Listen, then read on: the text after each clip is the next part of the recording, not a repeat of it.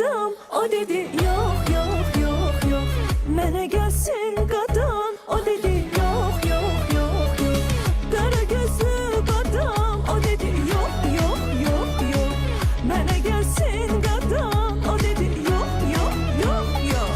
Dedim ay qız dayan. Dedi olsun heyan. Səndən yar olmaz mənə. Dedim ay qız dayan. Dedi olsun heyan. Səndən yar olmaz mənə. Düz dolan, düz otur ay kişi. Yaşı tüp deyəsən 70'i. Bir dənə ağzında yox dişi. Bir utan qızına aşık olar mı adam? Düz dolan, düz otur ay kişi. Yaşı tüp deyəsən 70'i. Bir dənə ağzında yox dişi. Bir utan qızına aşık olar mı adam?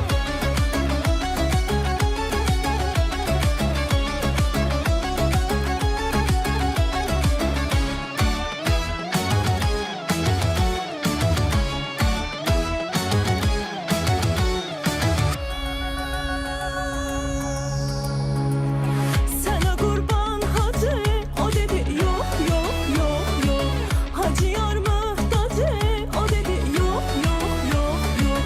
Sana kurban hacı, o dedi yok yok yok yok.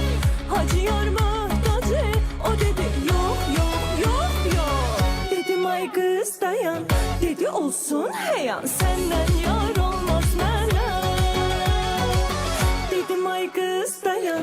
Dedi olsun heyan. Senden yar olmaz mənə. Düz dolan, düz otur ay kişi. Yaşı tüp deyəsən 70'i. Bir dənə ağzında yox dişi. Bir utan qızına aşık olar mı adam? Düz dolan, düz otur ay kişi. Yaşı tüp deyəsən 70'i. Bir dənə ağzında yox dişi. Bir utan qızına aşık olar mı adam?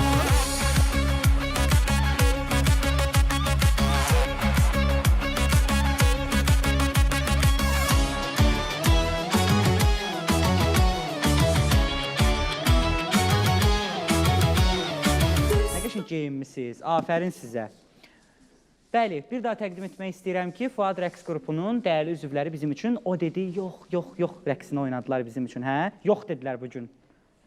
Geyimləri mənə xüsusi diqqətimi çəkdi. Çox gözəl vəhdət təşkil edirsiniz. Hazırlaşıb gəliblər bayram qabağı belə maraqlı. Ona görə də bədii rəhbərimiz Leyla xanıma dərin təşəkkürlərimizi bildiririk. Çox sağ olsun ki, belə möhtəşəm kompozisiyaları ərsəyə gətirir. Hə, uşaqlar, bir soruşaq görüm, nələr var burada?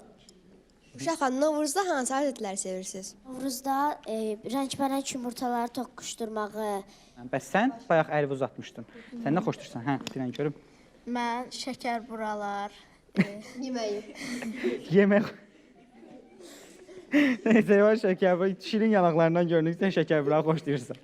Yemək xoşlayırsan amma, hə? Kömək eləməzsən, yeyərsən, kömək eləməzsən. Bir daha təşəkkürlərimizi bildirmək istəyirəm sizin hər birinizə. Çox sağ olun, çox təşəkkürlər.